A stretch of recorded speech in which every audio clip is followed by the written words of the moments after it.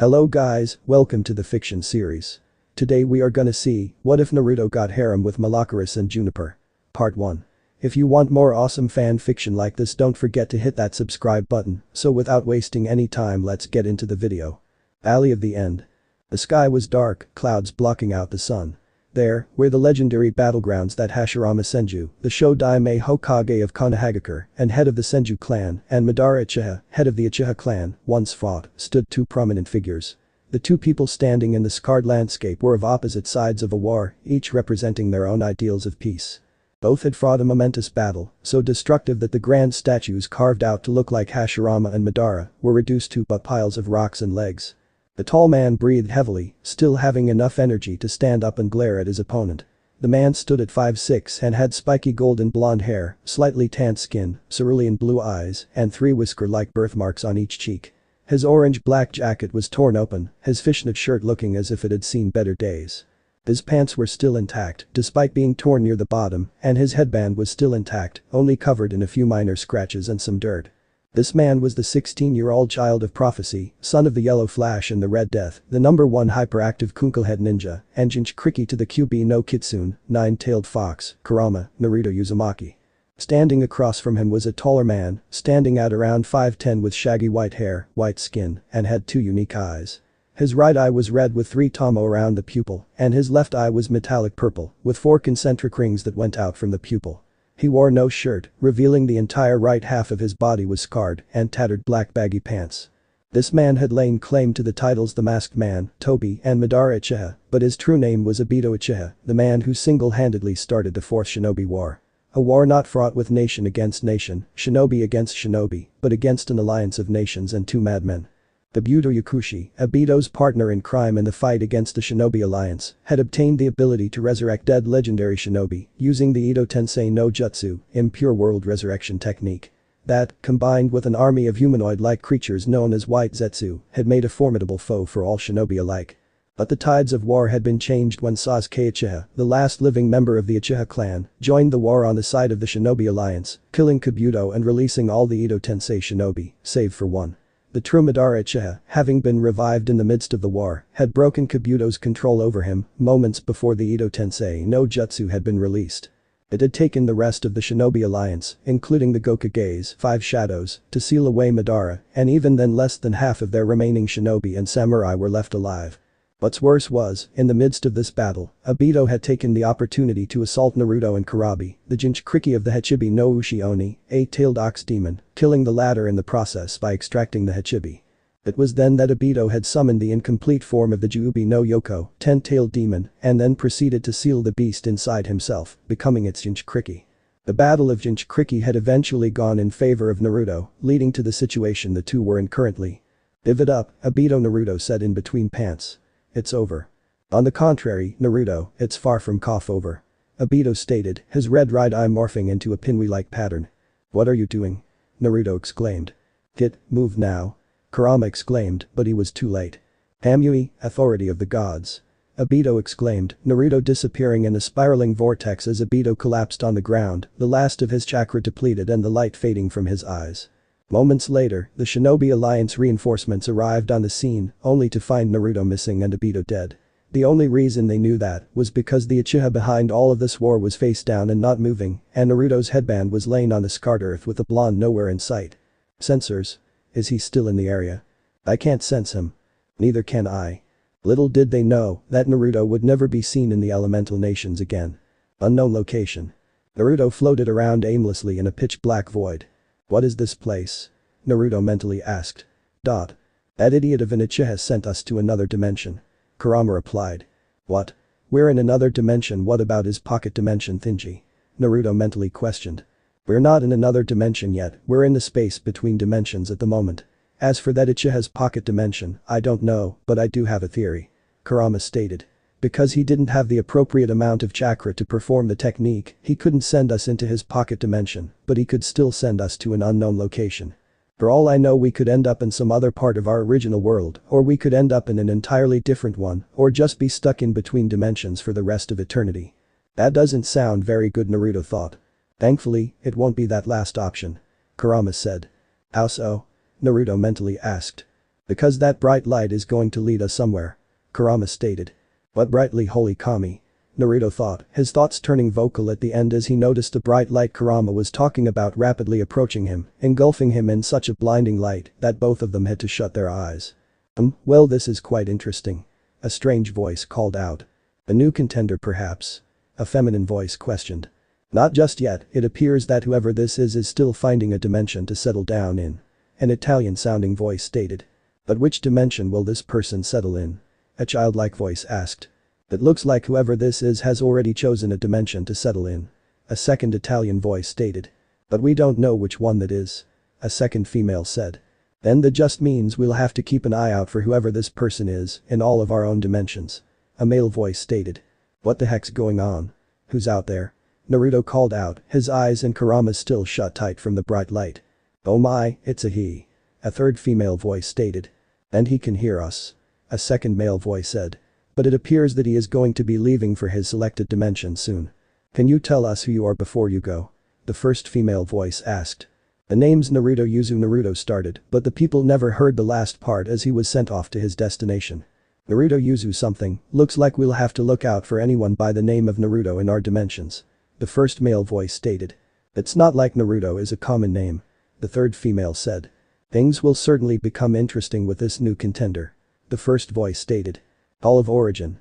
Somewhere, off in a crystal-like platform with pillars of the same material with an empty void surrounding it, a giant white equine creature that stood at 10:06 and resembled a killin with a grey, vertically striated underside, stared out into the endless void surrounding it. The striated pattern had similar recurrences on the underside of its mane, tail, and face. Its four pointed feet were tipped with gold hooves. Its long mane jutted away from its head, its face was grey with green eyes and red pupils, and a green circular pattern below its eyes. The creature also had a streak of gold coloration on its head and ears that pointed upward. Its neck was fairly long, with two pairs of extrusions to the sides and a flap-like feature on the neck's underside that was colored white like much of the body. It also had a golden cross-like wheel attached to its body by its round abdomen, with 4 jewels attached to it. The pattern of striated grey of the creature's underbelly resumed past its waist. Its limbs had grey undersides and extrusion at the tops of the legs. And lastly, its tail was fairly like its mane in shape and coloration. The creature's eyes widened as it felt an unknown surge of energy enter the world, followed by a familiar presence enter its realm. How long has it been since you last entered my realm? The large white killin-like creature said. Giratina. The creature in question flew up to the first. It was a large grey draconic creature with gold half-rings circling the back of its neck. A thick black stripe ran vertically along the front with red horizontal stripes. The creature also had 2 large black ghostly wings with red tips that resembled claws, and it had 6 thick and clawed legs. Indeed it has been, Arceus. The draconic creature, presumably Giratina, stated. Unfortunately, this isn't just any old visit. So it's a booty call? Arceus asked, seemingly raising a non-existent eyebrow coupled with a non-existent smirk. Even the god of all Pokemon had to have a laugh every now and then. No, this is not a booty call. This is business. Giratina comically yelled, which was quite the sight, considering how large the draconic creature was. You've obviously felt that energy enter our world. Yes, I felt that, why? Arceus questioned. Giratina moved over to the side, revealing the source of the disturbance. Hey. What the heck is going on to Bayo? Naruto exclaimed as he ran around the Hall of Origin in comical fear. For such a powerful source of energy, the human seems a bit disappointing. Arceus deadpanned at seeing Naruto running around in panic. When said blonde heard the large creature's statement, he stopped panicking. Oh yeah? Well, shut up. Naruto said, his comical panic being replaced by comical rage as he tried to come up with an insult for the god of Pokemon. What should we do with the human? Giratina questioned. This human has a name. I'm Naruto Uzumaki. Dadabayo. Naruto yelled. Just dump the human back into the world it came from. Arceus replied. That's the thing, I can't exactly do that. Giratina stated with an awkward chuckle. What? What? Naruto Kurama Arceus exclaimed simultaneously, Arceus and Naruto sending each other a questioning look. What do you mean you can't send the human back? Arceus questioned. We should have enough energy to tear a dimensional hole to send him back. That's the thing, even if we combined forces with Dialga and Palkia, we still wouldn't have enough energy to send the human back. There's so much energy compacted into that human that it would take an even greater amount of energy to send it through a dimensional rip, let alone the same one the human was originally from. Giratina explained. That, and I also feel another presence inside the human contributing to the human's energy. The best we can do is send this human out into the world with the other humans. Very well, let the human roam around the world with the rest of them. Arceus said. Whoa, just who do you think you are to boss me around? Naruto exclaimed. Come to think of it, who and what the heck are you two? We are classified as what you humans have come to call Pokemon. Arceus replied. The creature beside me is Giratina, the renegade Pokemon. And what about you? Who or what are you? Naruto asked. Suddenly, his body was being enveloped in a bright light. I am Arceus, god of Pokemon. Arceus said right before Naruto disappeared in a flash of light. Unknown location. Why I, Naruto exclaimed. You son of a bitch, Arceus. Why was Naruto screaming his head off? Because Arceus had taken it upon itself to teleport him. Don't be mistaken, Naruto was used to being teleported around. But Arceus had decided to teleport him 100 feet up in the air above an ocean that seemed to go on for miles upon miles. Naruto tried channeling chakra into his feet but found that his chakra reserves were so low that he could not even do that. The ocean started appearing closer and closer to the blonde, so he did the only thing he could do in a situation like this, he pulled his arms in front of his face and braced himself for the impact. Damn. That battle with Obito took more out of me than I thought. Naruto mentally exclaimed. I can't help you either, kid. I gave you most of my chakra to fight the Uchiha bastard. Kurama stated. 3, 2, 1 Naruto mentally counted down, a second after hitting 1, Naruto slammed into the water, the last thing he saw being the deep blue color of the ocean and the silhouette of a fish-like creature. Route 108. Out on the ocean in the Hone region, a white triple-deck ship slowly traversed the waters. Up on the top deck, 3 people stood in what was seemingly an important argument. And that's why the Hone region is better than the Kalos region. A young man exclaimed. He stood at 5'4" with black eyes, brown shoulder-length hair, and a 5 o'clock shadow. He wore a light blue t-shirt, green shorts with a belt that held 3 half-red half-white balls, gray-brown sandals, and a tan-brown satchel. Screw you, Herald. The Kalos region reigns supreme. A second young man yelled. He stood around 5'3" and had gray eyes and curly dark blue hair. He wore a white button-up short-sleeved shirt with the top 2 buttons undone and the shirt untucked, a pair of black pants that had 4 of those strange balls attached to a belt, and brown shoes. Augustine Sycamore and Harold Birch. Honestly, sometimes you two are the most immature people I will ever know. A young woman exclaimed. She stood at 5'3" and had vibrant eyes that were a mixture of green and cyan, cup breasts, light skin, and light brown hair that was done up in a bun. She was wearing a light green shirt, a pair of shorts that stopped a bit before her knees, and had a belt with 2 balls, and white sneakers with 3 red horizontal stripes. Besides, we all know that Unova would beat both Hone and Kalos. She said with a grin on her face. Yeah right, Oria. Your Unova region wouldn't stand a chance against Hone. The first man, now identified as Harold Birch, stated. Birch, Juniper, you're both wrong. It's Kalos. The second man, presumed to be Augustine Sycamore, said confidently. Unova? Oria exclaimed. Hone. Harold countered. Kalos?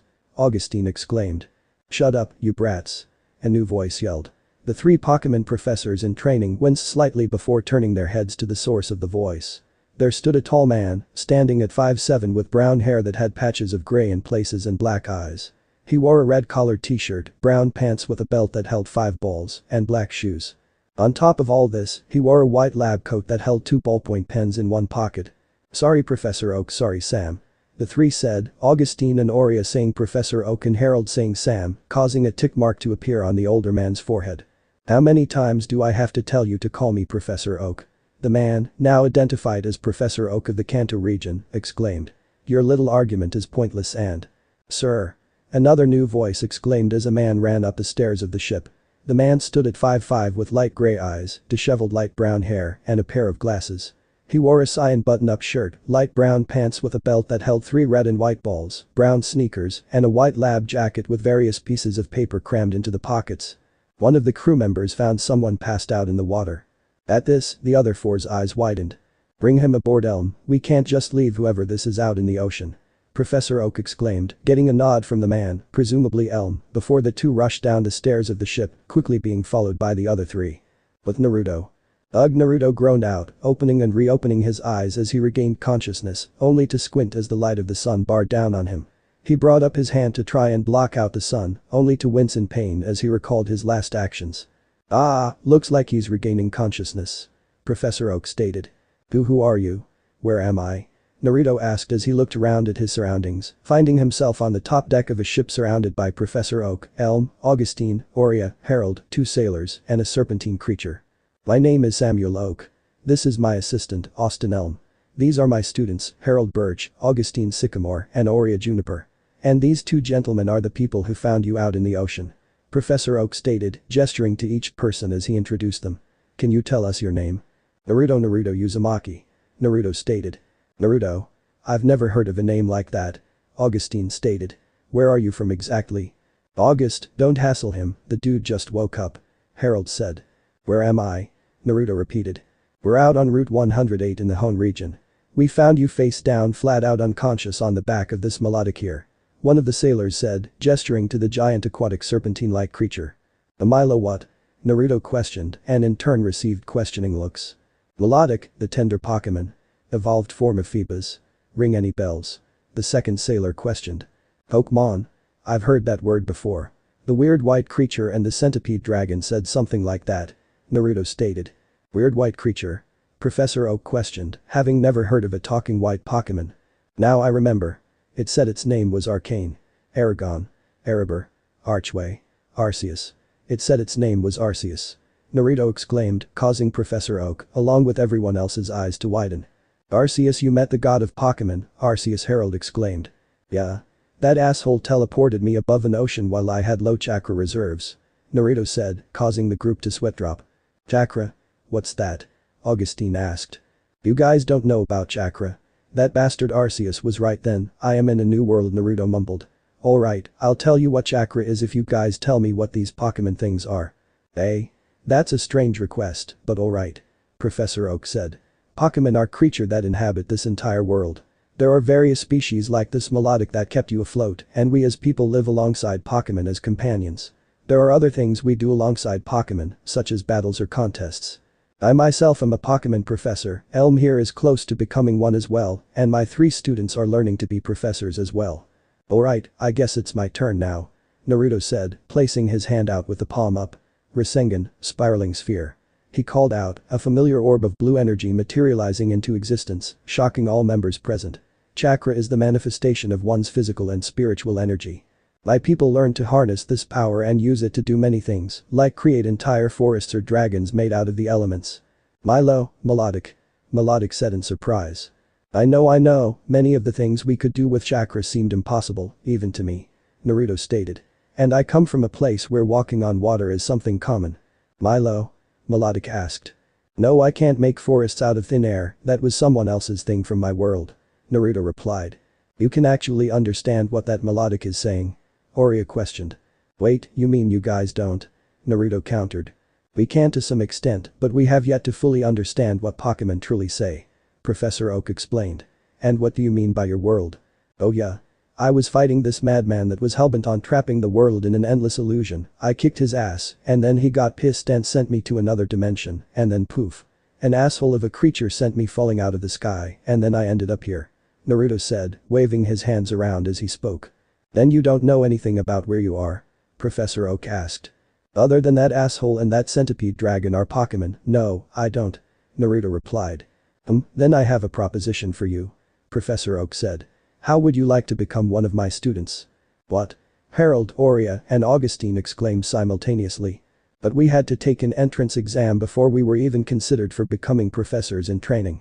Augustine exclaimed. That entrance exam was really just a baseline exam. Besides, Naruto here has no prior knowledge of the world he's in. What better way to learn about it from a Pokemon professor? Professor Oak said. So what do you say, Naruto? Do you want to become my 4th student? Should I, Kurama? Naruto mentally asked. I think you should. We need to learn about this new world we're in. Kurama stated. Alright, I'm in, Professor. Naruto exclaimed, a grin on his face. 7 years later. Play opening selection Pokemon Ruby and Sapphire music super complete, composed by Junichi Masuda, GM Ichinus, and Morikazu Aoki. The black screen with a yellow transition at the top appeared, following soon after was an older, more pixelated Harold Birch, having grown to 5'6" and grown a beard fading into existence. Hi. Sorry to keep you waiting. A pixel box popped up. Welcome to the world of Pokemon. My name is Birch. But everyone calls me the Pokemon Professor. This is what we call a Pokemon. As the last world popped up, an oversized red and white ball appeared in the pixelated Birch's hands, popping open to reveal a strange creature that resembled a mixture of a green platypus and a lily pad. This world is widely inhabited by creatures known as Pokemon.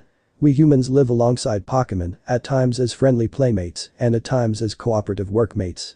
And sometimes, we band together and battle others like us. But despite our closeness, we don't know everything about Pokemon. In fact, there are. At this, Naruto pulled a small dark blue gaming device, a Game Boy Advanced, if he remembered correctly, away from its close proximity to his face. This intro is way too similar to the other games. Naruto mumbled, pressing the A button on the portable gaming console as he looked out to the shimmering blue waters. After a few seconds, he turned his attention back to his game, only to find the introduction still going on. With a sigh, Naruto focused on the landscape as it passed by. Over the past 7 years, the blond Jinchuriki had certainly changed. Naruto now stood at 5'9", his hair having grown out to be shaggy like his father's, and his whisker marks having faded slightly. He now wore a burnt orange button-up, untucked long-sleeved shirt, black pants with a belt that held 5 half-red half-white balls, known as pokeballs, and 2 dark gray pouches, black shoes, a white lab jacket, a pair of dark red goggles adorned atop his head, and a massive scroll on his back. Had any of Naruto's friends from his own world seen him, they would find it impossible to believe that the blonde knucklehead was this, let alone a certified Pokemon professor. Let it be known that the miracle that was Kage Bunshin's shadow clones became very, very useful. But for some reason though, Oria kept on getting nosebleeds and a strange look on her face whenever she saw the clones. And speaking of Oria, she along with Harold and Augustine became Pokemon professors as well. Oria became the professor for the Unova region, Harold became the professor of the Hone region, and Augustine became the professor of the Kalos region. As for Naruto, well. Ladies and gentlemen, in a few short moments we will arrive in Castelia City. Please make sure you take all belongings with you and watch your step as you exit the ship. Thank you and have a pleasant day.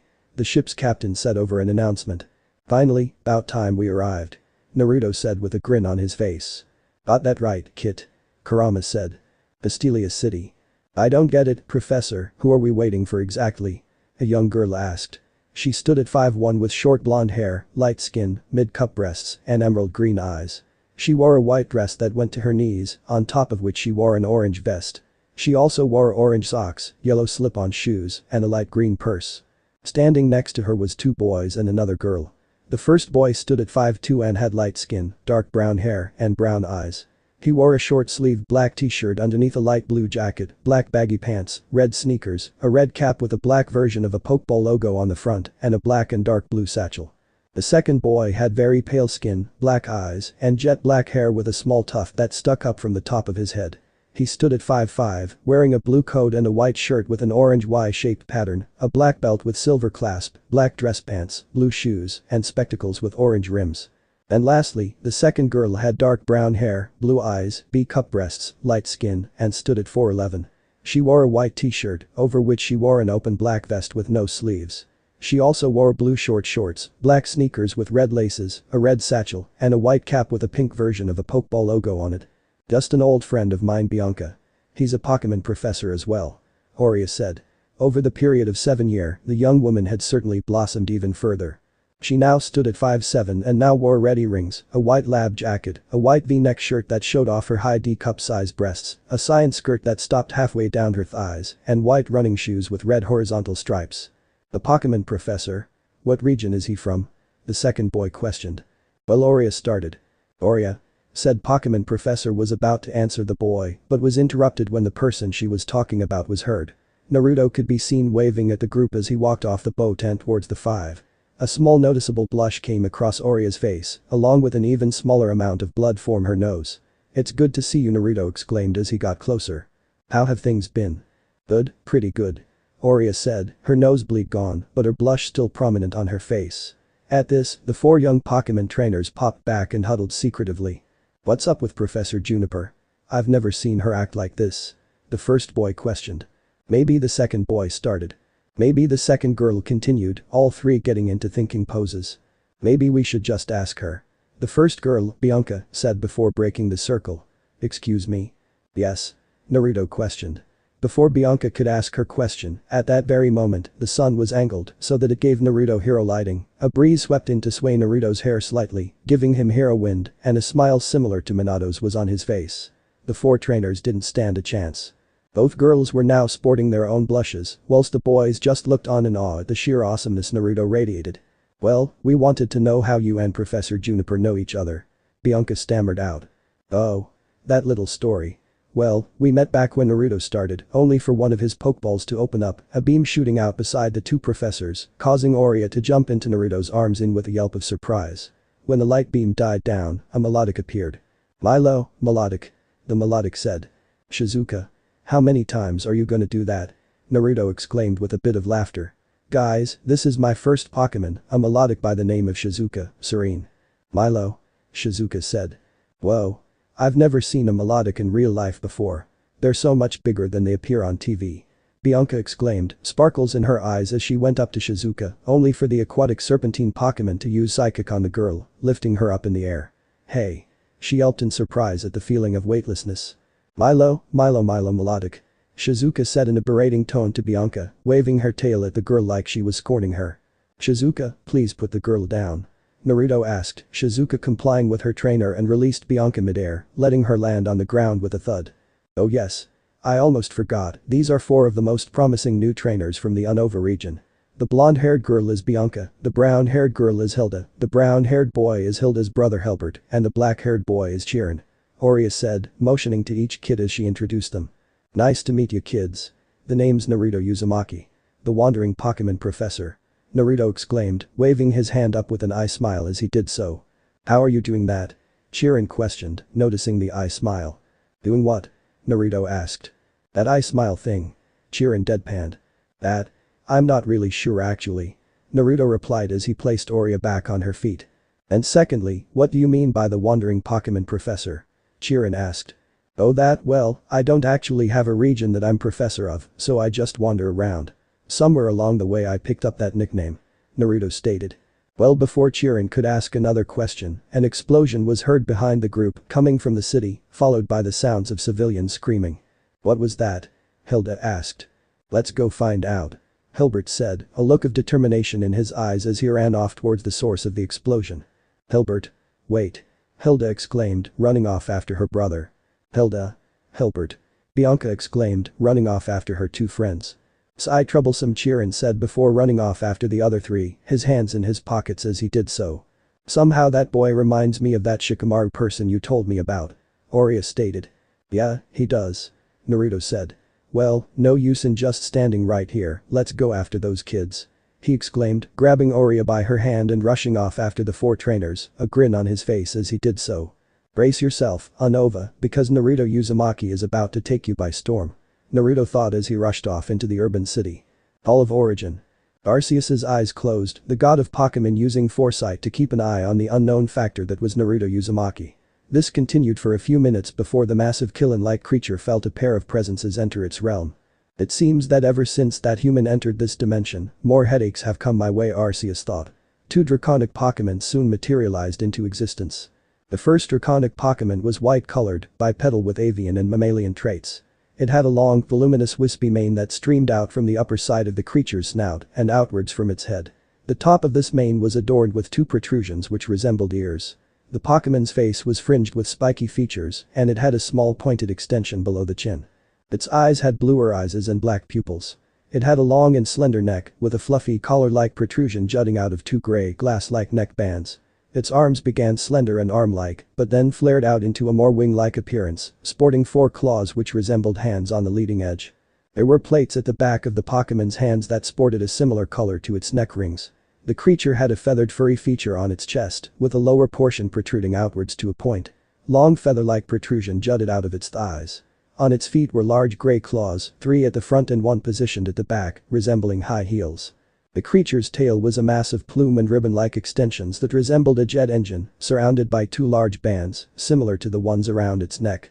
The second draconic Pokemon was black in color and bipedal, resembling a dragon, with dark patches on various portions of its body. It had red sclera, wider eyes, and black pupils, as well as a small horn-like protrusion on the tip of its snout. Its head sported a thundercloud-like crest tipped with light blue coloration. At the base of its neck was a black, stud-like feature, and atop its shoulders are similar, larger features resembling armor padding. The base of its wings also had such padding, and a fanned, splayed, seemingly webbed shape with a small wing spike on one edge.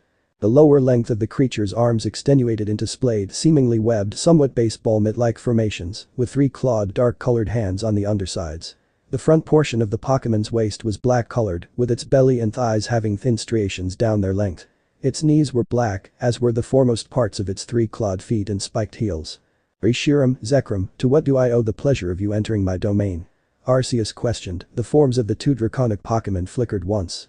You and I both know why we're here. The white dragon, Reshiram, said. That human, the one whose aura levels matched that of all 3 of the original legendaries combined with your own.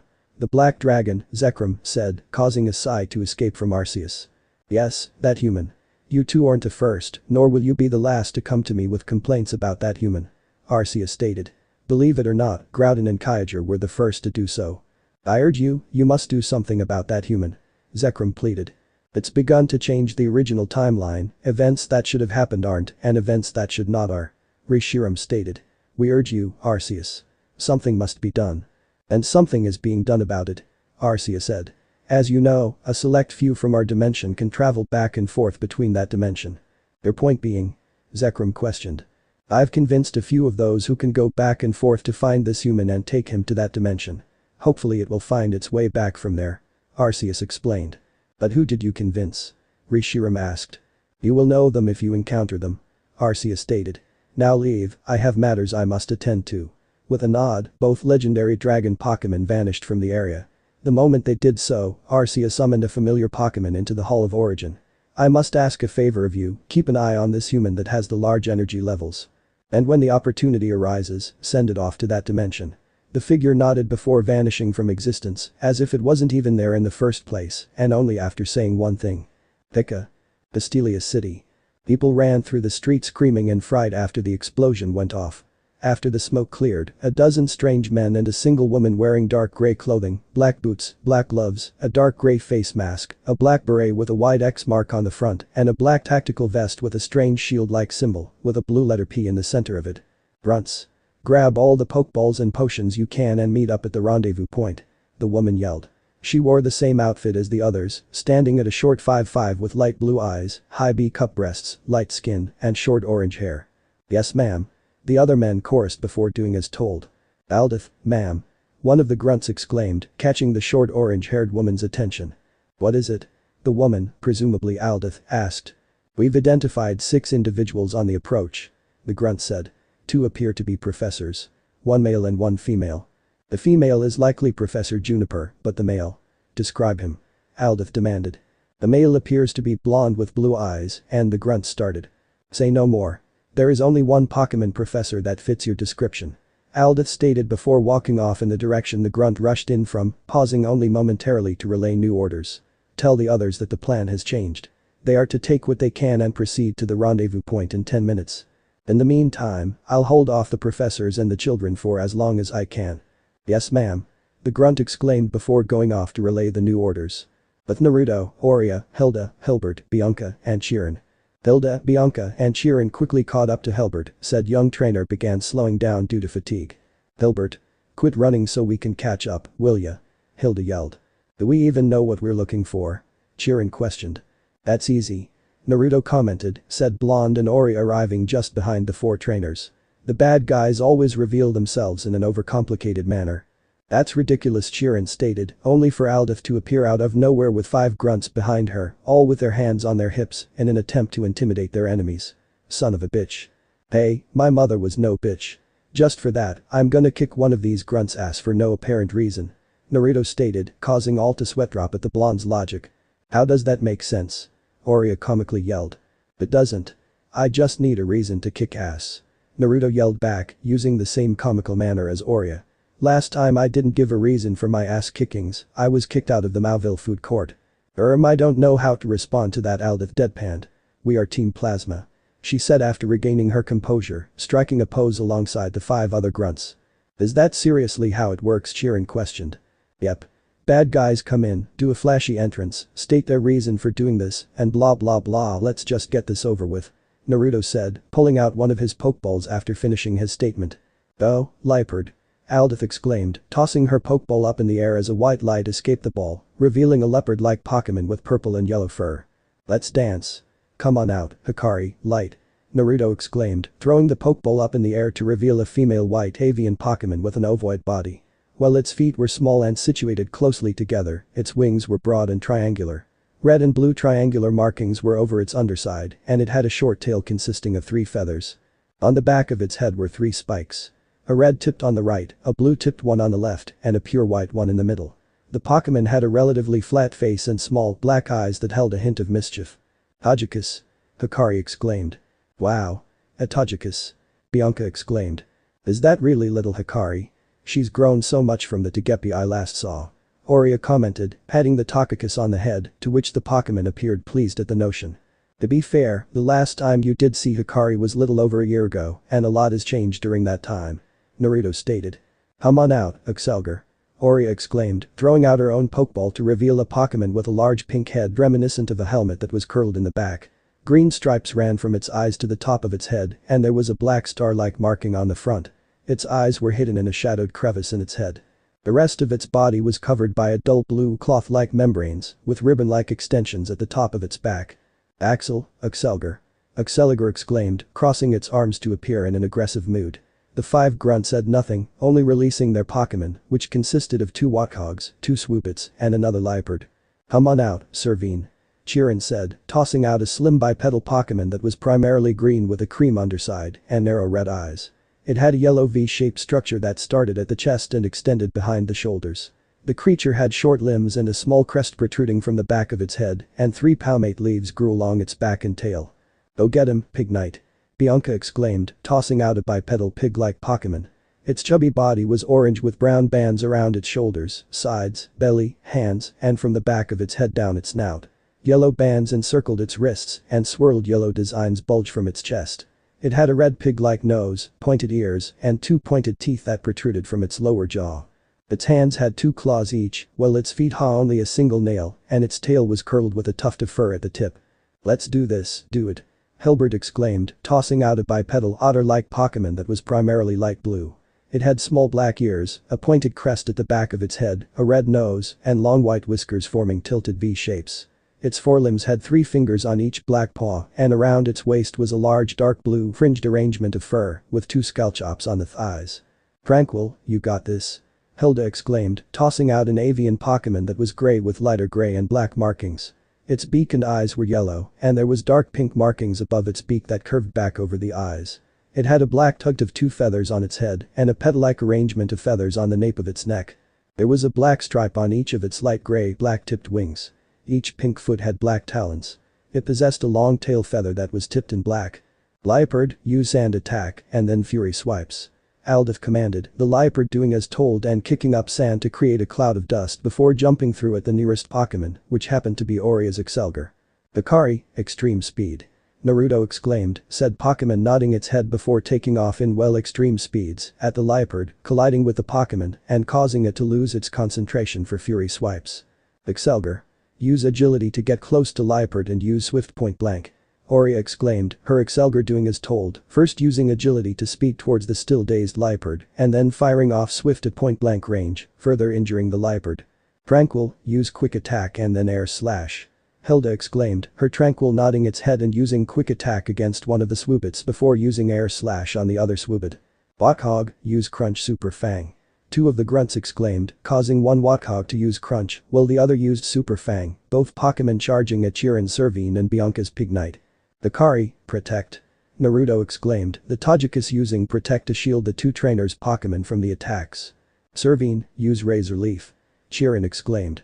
"Pig Knight, use flamethrower," Bianca exclaimed, the 2 attacks firing off at the 2 Warthogs. "Swoopit, use gust," the 2 grunts called out, the Swoopits doing as told and sending a gust in the path of the 2 trainers' attacks, causing both razor leaf and flamethrower to stray off their paths and into a nearby building. "Aldith, ma'am. We've done as instructed. It's time to meet up at the rendezvous point," a grunt exclaimed, running up beside Aldith. "Excellent. All fall back. Liepard, use sand attack," Aldith exclaimed. "Warthog, use sand attack," 2 of the grunts exclaimed. All 3 Pokemon of Team Plasma used sand attack, covering the area in a cloud of dust. "Ah. Tranquil, use Razor Wind to clear out this dust," Hilda exclaimed, her Tranquil using Razor Wind to clear out the dust. But it was too late, as the Team Plasma members had already disappeared. "Where did they go?" Hilbert questioned. I don't know, Naruto said, walking over to a familiar building, even though the front entrance was blown up. But wherever they are, they've obviously succeeded in raiding a Pokemon. Did we catch them in time? A voice called out. No. They just got away. A female voice exclaimed. Suddenly, 3 strangely dressed people appeared, 2 men and a girl around the age of the 4 trainers.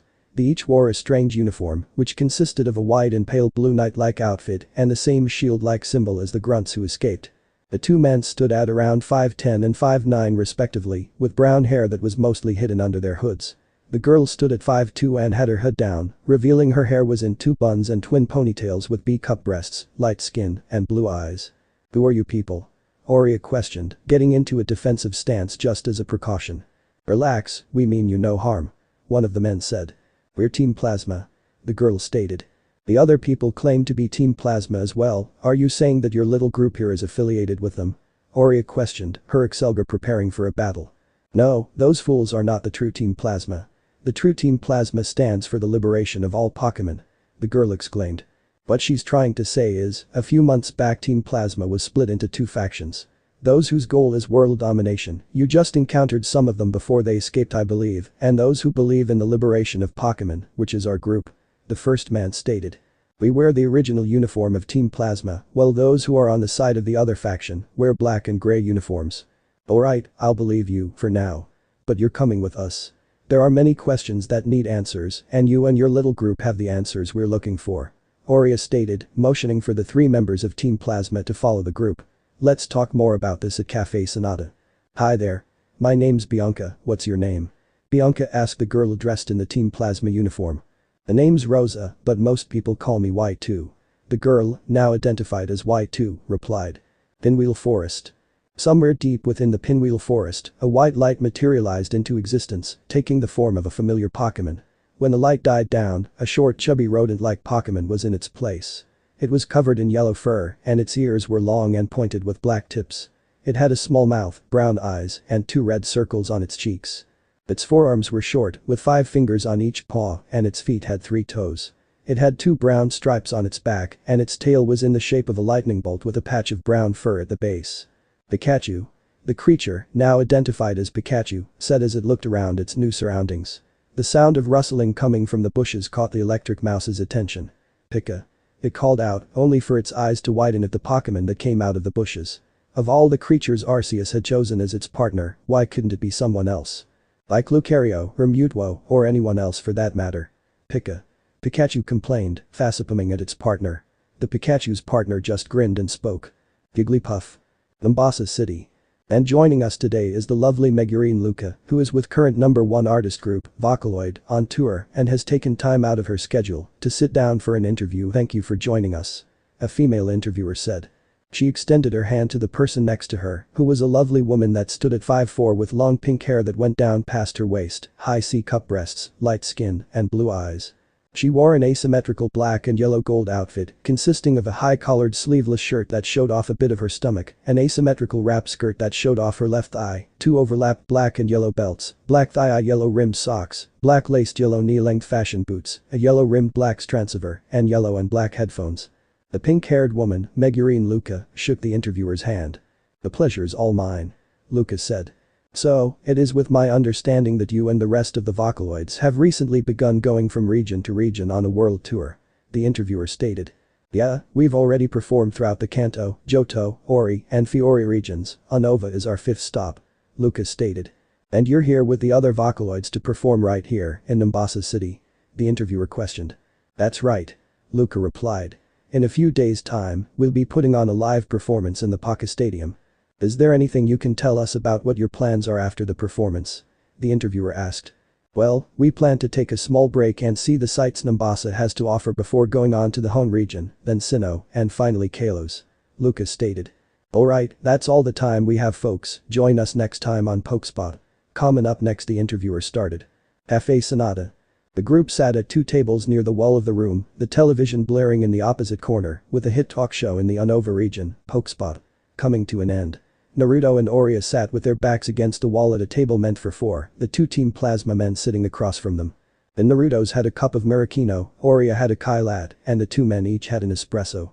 The four young trainers and Y2 sat at another table, chatting on about their most recent adventures, gossip, and other news and life. So Naruto said. Care to tell us what the hell is going on? Like I said before, there used to be one Team Plasma, but a year ago, our king was betrayed by one of the seven sages, a vile man by the name of Getsus Harmonia. The taller of the duo, the first man, stated. 7 sages? Getsus Harmonia? Aurea questioned.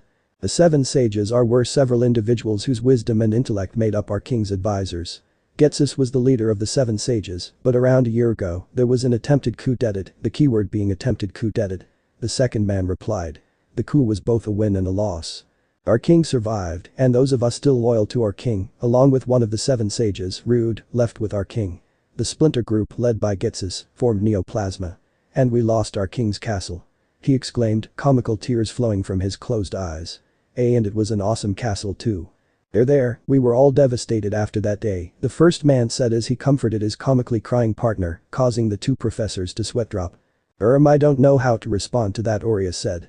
This castle, Naruto started. On a scale from 1 to 10, how awesome are we talking? 15. The second man exclaimed, comically bawling at this point. I don't know about that. But Naruto said, unconvinced about this castle the duo was talking about. I guess the only way to actually form my opinion is to see this castle myself. But you can't. Team Plasma lost that marvelous grand building a year ago. The first man exclaimed, now comically bawling like his partner. Then that just means that we'll have to take it back. Naruto grinned. We don't wait, hold on a sec. The first man said, stopping halfway through his exclamation and staring at Naruto. You said we. Yes. Naruto nodded. Like, we have Team Plasma and you? The first man questioned. What else would I mean by we? Naruto retorted. Then that means that you're willing to help us? The second man questioned. Just with retaking this castle you're bawling on about. Naruto replied. How do we know you won't chicken out on us? Or worse, how do we know you're not with Neoplasma? The first man questioned. The only time I've ever heard or seen of this Neoplasma was a few minutes ago when they escaped and you arrived late to the scene. Naruto said. And besides, I'm a man of my word. When I make a promise, I go through with it. You'll really help us take back our castle? The first man asked hesitantly. Sure, why not? I'm going to be in Unova for some time and I get bored easily. Naruto said with a shrug of his shoulders. Thank you, thank you, thank you. The first man exclaimed, reaching over the table and hugging Naruto and crying in a comical manner. Ah. Not the Marikino, not the Marikino. Naruto exclaimed as he struggled to break the man's grasp. Ahem, I believe we should formally introduce ourselves. The second man stated. My name's Kai. And I'm Ro. The first man said. And together Kai started, both him and Ro standing up and posing. We make up the dynamic Kai-Ro duo. They both exclaimed at the same time. Well, I'm Professor Naruto Uzumaki of No Region. Naruto stated. You know, just because our routine is a bit flashy does not mean you have to be sarcastic. Ro said. I'm not, I really am a Pokemon professor. Naruto said. Aurea can attest to that. It's true, Naruto and I became professors 2 years ago, almost 3 years now. Aurea stated before turning her attention to her fellow professor. You can't seriously be considering going with these guys to Arceus knows where to take back a castle. You know me, Aurea, fighting is in my blood. It's in my nature. Naruto stated. You can fight? Kai questioned. Can I fight? Naruto questioned rhetorically. When I fight, people just line up and bend over so I can kick their asses. So is that a yes? Ro asked. Hell yeah. Naruto exclaimed. Excellent. Here, let's exchange transfer numbers so we can get in contact with you. Kai said, Naruto scratching his head sheepishly. Naruto nervously chuckled. I actually don't have ins transfer. How can you be in the Unova region and not have ins transfer? Ro exclaimed. Gee, I really don't know how. Maybe it's because I haven't really had the time to after getting off a boat about 2 hours ago. Naruto said sarcastically. Well that's actually a reasonable excuse, Kai stated, causing Naruto to sigh. Look, just give me the numbers and before I leave Castilia, I'll go get ins transfer. Happy? Naruto questioned, receiving nods from Kai and Ro. Fine. Where can I buy one? There's ins transfer section of the Pokemart, Ro said, remembering the events that had unfolded not even an hour ago. Right, I guess that means I'll have to find a place with a Pokemart that isn't destroyed and lost more than half of its inventory. Naruto said. There's a big one out up north in Mombasa City and that's only a day or two's travel from here. Kai stated. Aren't transfers really expensive? Naruto questioned, having now thought about how much ins transfer would cost. The price of one could bankrupt me if mine was a birthday present from my mother. Ro said. And mine I got when Team Plasma was first founded. Kai said. Ro and I are actually some of the first people to join Team Plasma. I still remember that day as if it were yesterday, Ro stated before shaking his head and standing up, Kai doing the same. This is no time for reminiscing. Once you get in transfer, contact us.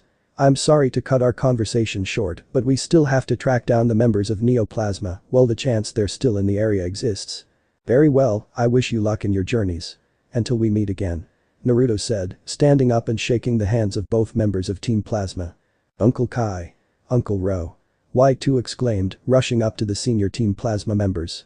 Hilda, Hilbert, Chirin, and Bianca invited me to join in on their adventure. Can I go? Please. Please. She begged, using the dreaded technique that could make the most cruel of men concede, the teary puppy dog eyes. Kai and Ro didn't stand a chance. Okay. Okay. You can go.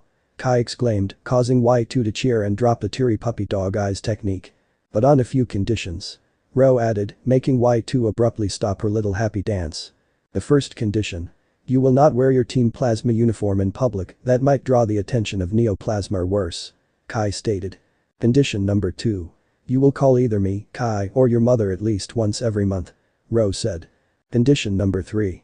You are only allowed to use Pokemon you have bonded with in and outside of combat. Kai said. Condition number 4. You will practice good hygiene and go to sleep at a reasonable time, or so help me. Ro started. Condition number 5. If you do come into contact with any members of Neoplasma, you will call in and report where you found them. Understood. Kai finished. Crystal clear. Y2 exclaimed before hugging the plasma duo. Thank you, guys. And make sure that mom doesn't have a seizure when you tell her. She'll understand. It's all a part of growing up. Ro stated before Y2 broke the hug and rushed off into the bathroom to change out of her Team Plasma uniform. Sigh, they grow up so fast, Kai said. Don't talk like that, man, it's making me feel old. Ro joked. I guess I'll be on my way, then. Naruto said. It was good seeing you again, Oria, perhaps we can do this again sometime in the future. And with that, Naruto walked out the doors of Cafe Sonata, off towards Nimbasa City. He seemed like a nice guy, going out of his way to try and help us in Team Plasma. Kai stated. That's Naruto, alright. Oria said, chuckling slightly, a hint of pink spreading across her cheeks. He always goes out of his way to help those around him, that's the kind of person he is. You sound like you have a crush on the guy.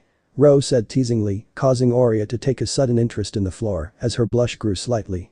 Oh my Arceus, you are crushing on Naruto. I don't find it that hard to believe. Hell, I've only known the guy for about an hour, yet I can tell that he's a chick magnet, a real ladies' man. Kai said. He's also very oblivious when it comes to the opposite sex. Oria mumbled, though Kai and Ro could hear her. Today was supposed to be just me and him on a surprise date, but then the kids showed up and the entire debacle with Neoplasma. Don't worry, I'm sure that there'll be plenty more chances in the future. Ro said. Maybe you just need to go at it from a different approach. Kai suggested, pulling out a familiar small pocket-sized green book. Here, maybe this will help. He said, handing the book over to Oria. Icha Tactics, Oria said as she read the title of the book out loud. Yep. Written by the greatest man of all, the Gamma Sennin. Kai exclaimed. His Icha series has helped me many times with approaching problems with women before. It even helped me find the woman who would become my wife. Yep, and the techniques in his books have helped me keep the passion in the relationship with my girlfriend strong. Ro stated. The Gamma Sennin truly is the greatest of our kind. I and Ro began ranting in a fanatic manner about the Gamma Sennin, but Oria had already tuned them out the moment she cracked the book open to its first page. A heated blush crossed over her face, and a small amount of blood escaped her nose as she read the book. In the back of her mind, a small little voice was telling her, put the book down, hunt this Gamma Sennin guy down, and murder him in a brutal manner for the Anti-Pervert Alliance. But this voice was quiet and unheard over another voice telling her, keep on reading. It's getting to the juicy part. With Naruto. Naruto walked down the street of the rather large city at a rather casual pace. Suddenly, the sound of running footsteps from behind him caught his attention. Professor Uzumaki. Hilbert exclaimed. Naruto turned around to find that Hilbert, Hilda, Chirin, Bianca and Y2 were running towards him. Y2's outfit had changed from her Team Plasma uniform, now wearing a white shirt with light blue long sleeves, a yellow skirt, under which she wore black form-fitting pants, running shoes, a pink and white visor, and her hair up in 2 buns and 2 long ponytails. Yes. What is it?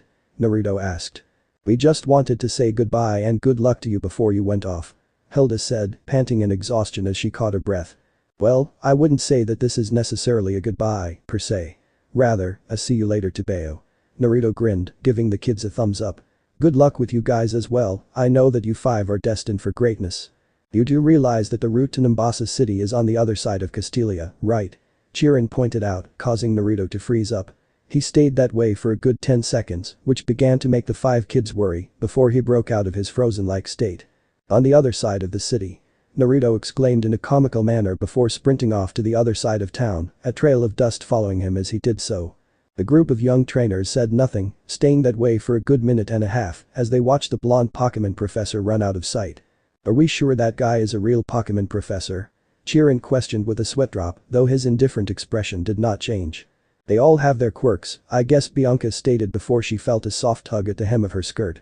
She looked down to find two strange Pokemon that she had not seen in her travels in Unova before. Hey. What Pokemon are those two? She asked, catching the attention of the rest of the group as they stared down at the two Pokemon. Pika-Pi. Pikachu exclaimed. From what I can tell, the yellow one is a Pikachu, and the other one looks like it could be a Jigglypuff. Chirin inferred. Jigglypuff, Jiggly. Jigglypuff said to Pikachu. Pikachu. Pikachu responded. But what are they doing out here, of all places? I don't believe either of them are native to the Unova region. Y2 questioned. Jigglypuff. Jigglypuff exclaimed, pulling out a small familiar object. Pikachu? Pika. Pikachu exclaimed in panic, knowing what would follow when Jigglypuff pulled out that. Oh? What's that in the Jigglypuff's hand? Hilda asked. It looks like a microphone, Hilbert said. No, it looks more like a black marker of sorts, Chirin stated. Play Jigglypuff's song, Anne. Come on, did you really expect me to bring Jigglypuff into the picture and not do this? Jigglypuff, Jigglypuff. Jigglypuff, Jiggly. Jigglypuff, Jigglypuff. Jigglypuff, Jiggly. Jigglypuff, Jigglypuff. Jigglypuff, Jiggly. Jigglypuff, Jigglypuff, Jigglypuff. Jigglypuff, Jigglypuff. Jigglypuff, Jiggly. Jigglypuff, Jigglypuff. Jigglypuff, Jigglypuff sang. Finally, the small Pokemon finally noticed that its audience, including the five trainers, its partner, Pikachu, and everyone within a 5-block radius, had fallen asleep. Its cheeks puffed out in annoyance before it popped the cap of the black marker off, holding it up like it was a sword. Jigglypuff. A few minutes later, everyone woke up covered in black markings in the form of monocles, mustaches, eyebrows, and other various marks on their faces. And near the end of Castelia City, connecting Route 4 and Castelia, people swore they could see a grumbling Jigglypuff dragging along an unconscious Pikachu that had black marker all over its face. The day had gone by and the sun had begun to set, giving the desert a shimmering golden gleam. Naruto trudged through the soft sand, each step he took making his foot sink in slightly. The dark red goggles that usually adorned the top of his head were now covering his eyes as protection from the sandstorm that was raging in the area. Shukaku would have loved a place like this, Kurama said absent-mindedly, reminiscing on his brothers and sisters. Yeah, Shukaku would definitely love this place, but it's not a place I'd live in. Naruto mentally stated. I agree, too much sand for the likes of me. Kurama agreed. Do you think that we'll ever see them again? Naruto mentally asked as he climbed up a large dune of sand. I don't know, maybe, Kurama replied. Naruto was about to reply, but noticed a large sign that read to Nimbasa City, next to a joint building that separated the vast desert from the Nimbasa City area. Finally! Naruto exclaimed, walking into the building. The interior of the building was more like a waiting lobby, with a blue-haired woman with her head being elevated by her hand and a bored expression on her face standing behind an information desk. A large flat-screen television blared silently as it played a loop video, and a few people sat silently around the room. Wow, this place sure is a raging party. Kurama said sarcastically. Let's just go on into Nimbasa City and find a Pokemart that sells transceivers and a place to rest, Naruto thought before he cut his mental conversation with Kurama. Hello, Nimbasa City. He exclaimed as he entered the brightly lit city. Grand Suite, Le Beacon Lumineux Hotel. Up on near the top of the massive hotel, Le Beacon Lumineux, the entire 35th floor was rented out for the Vocaloid group.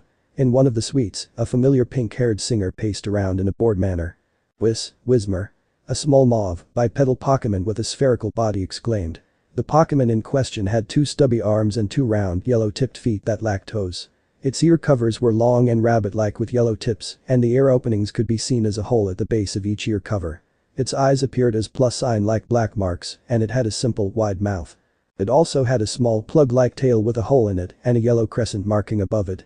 Ugh, I'm so bored. Luca exclaimed, throwing her hands up in frustration. Whismer Whismer. The Pokemon stated, crossing its hands in a stubborn manner. I know, Echo, it's really boring. Luca exclaimed, flopping down on the queen-sized bed. But what do you expect we do? The hotel's pool, gym, and sauna are closed for the night. Luca's Whismer, Echo, said nothing, only grinning in response to the question. Echo then ran up to the bed cabinet and snatched up Luca's transceiver. Hey. My's transceiver.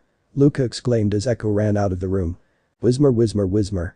Echo called out from the hallway, taunting her partner into chasing after her. Get back here. Luca yelled. What's the ruckus about? A new voice called out. Standing in the doorway across from Luca was a young woman that stood at 5'2" with long light blue hair held up and 2 pigtails that nearly went down to her feet. She had blue eyes that were slightly darker than her hair, B-cup breasts, and she wore a sleeveless white school uniform with a light blue tie, a black skirt with a light blue rim, black calf-high boots with light blue rims, black sleeves, a black and light blue color scheme's transceiver, and a red 01 tattoo was on her left shoulder. Oh hey, Hatsune, Echo's just pulling another mischievous escapade. Luca replied. And you're sure that Rin and Len aren't behind this? The light blue-haired girl, now identified as Hatsune, questioned. It's not us this time. Another voice called out. Hatsune and Luca turned their heads to find 2 of their friends. The first was a young woman that stood at 5'0", and the second was a young man standing at 5'1". 4. Both had golden blonde hair, bright blue eyes, and similar outfits. They both wore a school uniform-esque outfit, the only difference being the woman wearing a golden-colored ascot, a midriff shirt, a white bow on her head, and a pair of black short shorts, while the man wore white headphones, a golden-colored tie, and shorts that went down to his knees. Rin? Len? I'm honestly surprised. Usually it's you two that cause the mischief. Hatsune stated, feigning surprise. What did you two do this time? Luca questioned. Eh? What makes you think that we did anything? The blonde man, Len, retorted nervously under the harsh all-knowing glare of Luca. If you didn't put Echo up to this, then you've obviously done something else. Hatsune said without a hint of doubt. You'll just have to wait and see, the blonde woman, Rin, chuckled darkly, her twin brother joining in with her dark laughter. I don't have time for this. I have to catch Echo before he hides my transceiver. Luca said, running down the stairs that Echo escaped down. She does realize that the elevator is right here, right? Rin questioned. Let her do what she wants. We'll just watch in amusement. Len said, a grin on his face as he spoke. With Naruto. Play Pokemon Black White Mombasa City Jazz Remix. Naruto sealed up his lab jacket into a seal on his arm, his years of studying and dabbling in Fuinjutsu having paid off as he walked into the fluorescent lit grand store that was Pokemart and was greeted to the side of a grumpy old man in a blue Pokemart vest. Ahem, welcome to Pokemart, get your shit and get out. The old man grumbled, internet cookies to all who get the reference. Hint. Puppets. Do you know where I could find N's transceiver? Naruto asked. Near the back of the store, right next to the televisions. The old man replied. Have a nice night. Thanks. Naruto said, walking to the back of the Pokemart and into the transceiver section and to a counter with a Pokemart employee standing behind it. Hello, how may I help you? The man asked. I'd like to buy N's transceiver, please. Naruto said. Alright, that'll be 50,000 Pokedollars. The man said. Do you take Poke credit cards? Naruto questioned, pulling out his Poke credit card. Certainly. The man replied, taking the plastic card. You know, I thought this would be a much more complicated of a process. Naruto stated. Oh, it is. The man said. Alrighty then, now onto the more detailed part of this. What do you want for your transceiver's primary and secondary colors? Do you have Verizon or Floatzel, Anne? My parody take on Verizon and Frontier. Of course it couldn't be that simple, Naruto mumbled, groaning in annoyance as he prepared himself for the onslaught of questions. With Luca. Whismer. Echo giggled as he ran down the dark alleyways of Mombasa City with his partner's transceiver in his grip. Normally, he wouldn't do something like this unless he was part of one of Rin or Len's schemes, but Echo had to admit he was really bored and so was his partner. So, this was his solution to the boredom. Echo was so caught up in his monologue that he didn't notice when he bumped into 2 other Pokemon. Whismer. Echo apologized, slightly dazed from charging headstrong onto the Pokemon. Pika pie. Pikachu exclaimed, rubbing its head to ease the throbbing pain. Jigglypuff. Jigglypuff said with a huff of annoyance. Whismer. Echo exclaimed in defense, holding up his transceiver as he did so before motioning to it. Whismer. Pika Pikachu pie. Pikachu stated. Pikachu pie, Pikachu. Jigglypuff Jigglypuff asked. Jigglypuff, Jigglypuff, Jiggly. Whis. Echo shook his head no, causing Pikachu and Jigglypuff to sigh. Jiggly jiggly jiggly Jigglypuff. Jigglypuff exclaimed, its cheeks puffing out in frustration. Pika Pikachu pie pika. Pika Pikachu pie pika. Pikachu reminded his partner.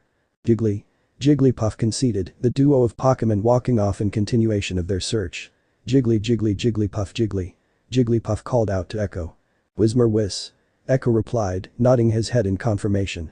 The next time they would meet, if Echo ever saw this Naruto guy, or whatever his name is, he would tell the duo. Echo. An also familiar voice to said Pokemon yelled, causing Echo to freeze up slightly. Whismer. Echo panicked, running left and right before running out of the alleyway, Luca following in pursuit. With Naruto. A sigh escaped Naruto's lips as he walked out of the Pokemart, a brand new transceiver in his hands. The process of customizing his own transceiver was long and arduous, but it was worth it. This transceiver had black as its primary color and orange as its secondary, with a Uzumaki clan symbol in orange on one side. Damn, that took a long time. Naruto said to no one in particular before smiling and holding up the black and orange transceiver up to eye level. But it was definitely worth it. A pink and yellow blur suddenly rushed in out of nowhere, jumping up and snatching this transceiver from Naruto before he could react, leaving said blonde-haired professor frozen in place. Whismer. Echo taunted as he ran off, Naruto's eye twitching slightly. Get back here you little pink thief. Naruto comically yelled, shaking his arm angrily as he did so. He was so focused on Echo that he didn't notice a pink-haired blur slam into him. Oof. Naruto exclaimed, both him and the pink-haired blur falling down. Oh my Arceus. I'm so sorry. Luca exclaimed. Sakura. Naruto mumbled in surprise. Sakura? Who's Sakura? Luca questioned in confusion. Naruto shook his head. Sorry, you just remind me of someone I used to know, Naruto said cryptically, both himself and Luca standing back up. Well, I'd love to stay and talk, but I have to chase after Echo. That little troublemaker snatched my transceiver. Luca exclaimed. Wait, does this Echo happen to be a Whismer? Naruto questioned. Wow, how did you know that? Luca asked cautiously, concerned that this blonde man was just another fanboy. The pink and yellow blur raced by and snatched my news transceiver and taunted by saying its own poke name. Naruto deadpanned. Oh yeah, there's that he stole yours transceiver too? Luca questioned. Yeah, he just up and grabbed the thing right after I finished that entire bullshit process to get it. Naruto stated, irritation clear in his voice as he spoke. What are we waiting for? Let's get ours transceivers back. He exclaimed, about to dash off after Echo, but was stopped by Luca grabbing his hand before he could. We'll never catch up to Echo, he's already too far away. Luca stated. We need to set up a trap and lure. Screw that. I can catch up to that Whismer long before you set up a trap. Naruto boasted. Prepare to put your money where your mouth is. Luca taunted. If I can find Echo before you can, you'll have to be my personal slave for a month. And when I win, you'll have to aha. I got it. You'll have to become the next model for the Uchiha series. Naruto exclaimed, blood dripping from his nose slightly. Hey. Well alright. I accept your conditions and may the best woman win. Luca said before running off, her face covered in a heated red blush and a large nosebleed that she was trying to stop with her hand.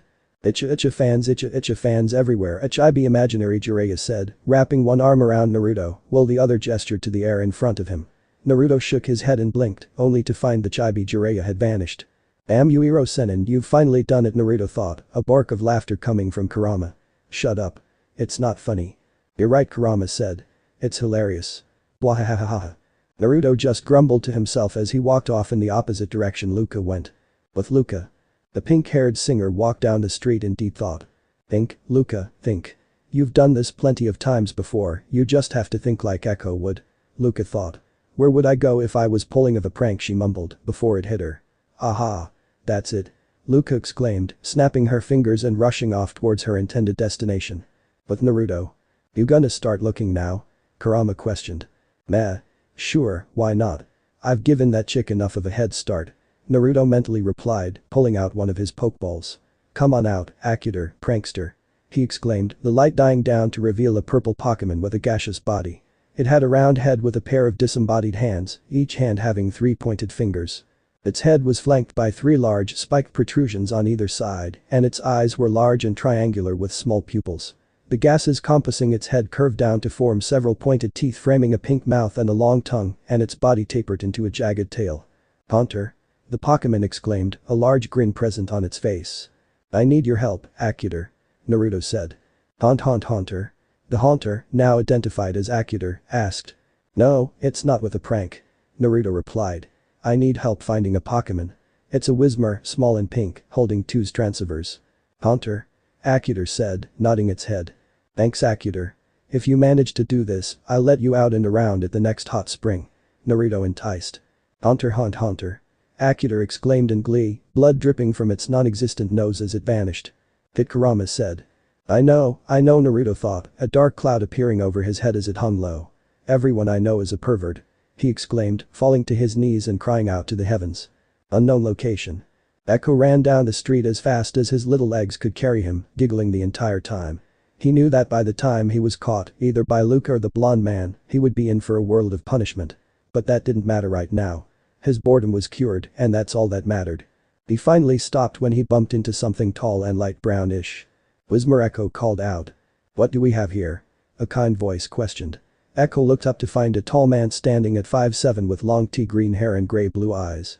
He wore a black turtleneck shirt underneath a close-collared white jacket, light brown pants, a black and light grey cap, and a blue and orange prism necklace. What are you doing out at this time of day, little one? Whismur. Echo replied. A prank you say? The man questioned. Sounds like fun, mind if I help? Whismur. Echo said. Come on, then. The man said, motioning for Echo to follow him, to which the little Pokemon did.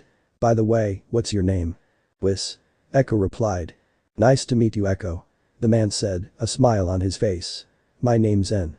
Unknown to both of them, a familiar pair of eyes observed them walking towards the flashy entrance of an amusement park before vanishing. But Naruto. Naruto patiently waited for Akutor to return, sitting down on the ground with a pencil in one hand and a notepad in the other. Yes. I'll have Nakura stumble upon Haruto in the forest. Then Naruto thought as he scribbled at a rapid pace on his notepad. Then Nakura makes a silly wager that she loses, and then Kurama added. Nakura and Haruto will go through 5 chapters of her being his sensual slave. Naruto Kurama finished. I gotta admit, kid, Uchiha Harem master seems to be shaping out pretty good. Kurama stated. Yeah, I just need something to fill the 4 chapters, Naruto mentally said. Haunter. Akutor called out, catching the blonde professor's attention. Hey? Did you already find the Whismur? Naruto questioned, Akutor nodding his head yes. Haunter. Akutor replied. Alright, thanks Akutor. I'll hold up my end of the deal. Naruto said, making Akutor perversely grin. Shunshin no jutsu, body flicker technique. He exclaimed, disappearing from sight and leaving a whirlwind of leaves where he stood. With Luca. The pink-haired woman walked into the amusement park entrance, knowing without a doubt that this would be where Echo would go to. So it appears that we came to the same conclusion, huh? Naruto called out. Luca turned around to find Naruto standing a few yards away from her. How did you get here so fast? I didn't see you anywhere near here. Luca questioned. Trade secret. Naruto said with a grin on his face.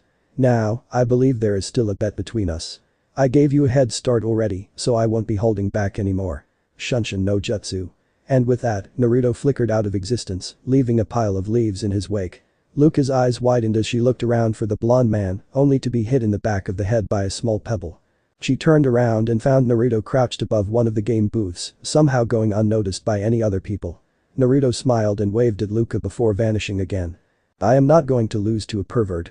Luca said to herself before rushing off after Naruto. With Echo and N. Whismur. Echo finished, both N and himself going into a fit of laughter. Oh man, that has got to be the funniest story about a theft I have ever heard. N exclaimed. Before he could continue speaking, a shadowy movement caught his eye. Someone's here. N stated, pulling out one of his pokeballs. Though he held the pokeball with disdain, having a strong and firm belief in the liberation of Pokemon, he knew that using pokeballs was necessary to prevent other people from enslaving them. Always the perceptive one, and a deep voice stated. Stepping out from the shadows was a man all too familiar to N.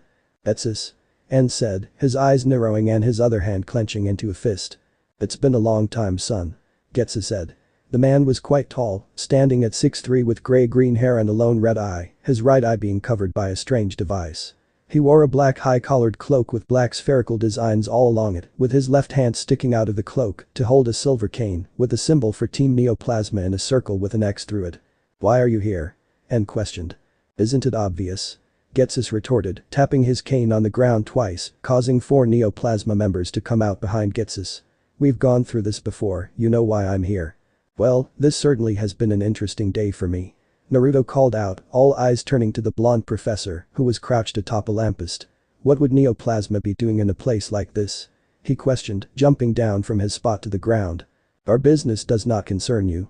One of the Neoplasma members stated. Well, it kinda does, considering you assholes have become a thorn in my side the moment I arrived in this region. Naruto said. Hydreigon, come on out. Getsu said, tossing out a Pokeball. Hydreigon was a three-headed draconic Pokemon with 6 thin, black wings on its back, each of which ended in 2 points. On its neck was a fuchsia-colored collar which surrounded its head. The main head was dark blue, and its eyes were black with fuchsia pupils. Its hands were also black and harbored a head in each one, these heads were similarly blue with black eyes. There were small collars on the inside of its hands, and on its abdomen were 2 over-like fuchsia stripes. Its feet appeared atrophied, having no claws or defined soles and 2 or 3 small toes, and its tail also sported a fuchsia stripe with a black tuft on the end of it. Akuter, use Shadow Ball. Naruto exclaimed, Akuter materializing into existence beside Naruto and firing off a Shadow Ball at Getsu's Hydreigon. Wathog, come out and use Protect. One of the Neoplasma members exclaimed, a Wathog appearing and protecting the Hydreigon from the incoming Shadow Ball. Hydreigon, use Dragon Breath. Getsus exclaimed, a fire-like beam shooting out from Hydreigon at Akuter. Zoroark, come on out and use Dark Pulse. N exclaimed, tossing his Pokeball out. The Pokemon in question was a bipedal gray-brown fox-like Pokemon with crimson and black accents. It had a pointed snout and ears with red insides. It also had some red rimming its eyes and mouth. It had a large red voluminous mane with black tips which somewhat resembled a ponytail, as a teal bangle down its length separated a mass of the mane from the lower portion. It had a black ruff on its upper body, pointed at the shoulders from which its arms extended. Its upper arms were thin, whereas its lower arms, while still slim, were bulkier. The arms had spiky extensions of fur at the elbows, it had red claws on its hands and feet, and its eyes were red rimmed with light bluer eyes. Zoroark. The Zoroark exclaimed, firing off a Dark Pulse at the Dragon Breath. Akuter, use Thunderbolt on the Wathog. Naruto exclaimed, surprising everyone as the Haunter fired off a current of lightning at the equally surprised Wathog. Wathog. The Neoplasma member exclaimed, but was too late as the Thunderbolt impacted against his Wathog. Hydreigon, use Dragon Pulse. Getsus exclaimed. Akuter, Dazzling Gleam.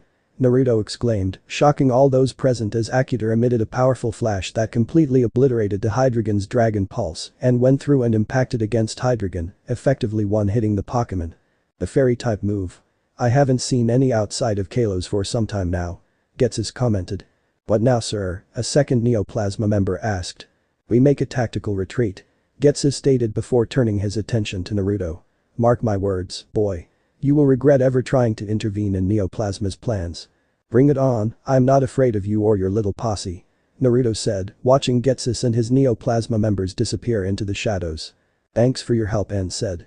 Naruto Uzumaki. Naruto said, extending his hand to N. Thanks. My name's N, and this is N started. Echo.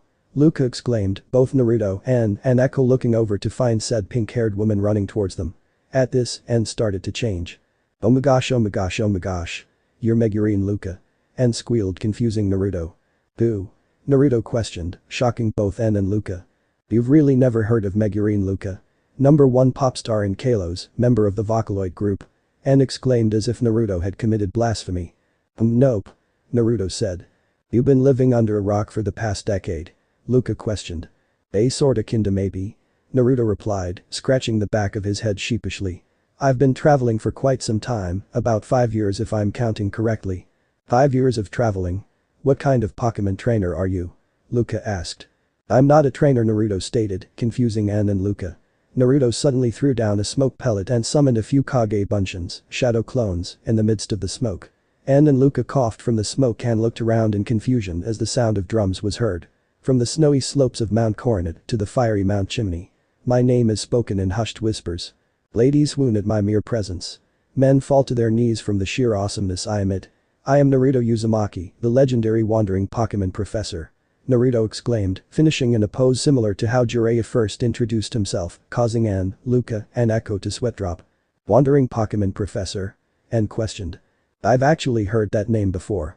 Luca stated, catching the attention of N and Echo. Back when I was first starting this world tour, the other members of Vocaloid and I got the chance to meet some of the Pokemon professors of their respective regions. Professor Oak and Elm each told us that if we ever met some guy that went by the title, the Wandering Pokemon Professor, we should tell him that they said hi. By the way, Professor Oak and Professor Elm say hi. What exactly did they tell you about me? Naruto questioned hesitantly. Why? Because frankly, there is a lot of embarrassing stuff that Oak and Elm know about him. They said that you were a stereotypical blonde. Luca stated, Naruto nodding his head and paused for about 3 seconds. Hey. Naruto exclaimed, finally realizing the merit behind the comment. By the way, I do believe that these are yours. En said, holding out 2 transceivers. Thanks. Naruto and Luca said, grabbing their respective transceiver. Suddenly, Luca felt a cold hand on her posterior, causing her to jump and let out an eep in surprise. Naruto caught her as she descended from the air as all 3 people and Pokemon heard the sound of a perverse chuckle. Damn it, Akuter. Naruto comically yelled, the culprit of said groping being none other than Akuter, who had a perverse grin on his face and blood dripping from his non-existent nose as he chuckled perversely. Did your Pokemon just grope my ass? Luca questioned. I'm terribly sorry, he has a perverted streak. Naruto said. How can a Pokemon have a perverted streak? En questioned. The same way any person can. Naruto said, shrugging his shoulders before a perverted grin spread across his face. Speaking of which, I found Echo first, so. Ah damn. Luca said, hanging her head low as a mini depression cloud formed over her head. What? I'm pretty sure I'm missing something here. En said. We made a bet where the person to find Echo first would have to do something of the winner's choice. And mine is her becoming the next model for the Uchiha series. Naruto replied, a grin on his face and blood dripping out of his nose. En's eyes widened as he too had blood dripping from his nose. He said nothing, but reached into his pocket and pulled out a familiar small orange book. Uchiha. As in the Uchiha. Like, Uchiha Paradise or Uchiha Makeout Tactics? En questioned, Naruto nodding his head in confirmation. Within the time span of a single second, En went from his standing position to bowing at Naruto's feet. You truly are a god amongst men. I am not worthy. Now, I am but a man. A really awesome man, but still a man. Naruto said casually before turning his attention to Luca. By the way, do you happen to know of anywhere I can stay for the night? Well, I guess you can stay at the Lebeacon Luminu Hotel with me for the night. Despite the wager, you did still help me with finding Echo. Luca said. Really? Thanks. Naruto exclaimed. Could you please put me down now? Luca asked, blushing slightly as she did so. Oh, right. Naruto said, placing Luca on her feet only for Akuter to cop a feel again, which in turn caused Luca to jump up in the same manner as before and be caught by Naruto again. That's it, Akuter, return. Naruto said, a red beam emitting itself from his pokeball and causing Akuter to vanish. Again, sorry. He said, placing Luca back on her feet once again, only this time her face had a glowing red blush. Let's just head back to the hotel. Luca said. Well, I guess I'll see you later, En Naruto said, waving to the tea-green-haired man. Until next time. En said, walking off in the opposite direction. The next day, Grand Suite, Lebeacon Luminu Hotel. Naruto and Luca made it back to the hotel and rested. Morning had finally come around and 2 blondes were sneaking around in the near quiet floor, the sound of giggling being the only thing breaking the silence. Wow, even I have to admit we outdid ourselves with this one. Rin quietly stated. Luca has always been a heavy sleeper and apparently so is this blonde man she brought back. Len whispered as he stifled his fit of giggles, focusing on moving the sleeping bodies of Luca and Naruto into a different position than what they fell asleep as. She's going to kill us when she finds out. Rin said. Not when we show her the picture we're about to take. Len retorted. The twin blondes then giggled quietly at their work. With careful and subtle moving, Rin and Len had somehow managed to get Luca and Naruto into a cuddling position.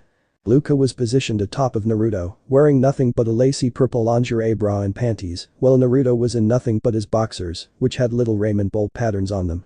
Len and Rin's giggling grew louder as they pulled out a camera and began taking pictures of the two. Baka twins, Luca muttered in her sleep. Prank senses tingling, Naruto muttered in his sleep. Must prank back. Oh? Another prankster? Rin questioned. Meh. He's probably not a good one though. Len commented. Tar feathers honey, yes, revenge will be me, and Naruto sleep muttered, causing Rin and Len to sweat a little. Okay, maybe he isn't a terrible prankster, but I'm not going to stick around to find out.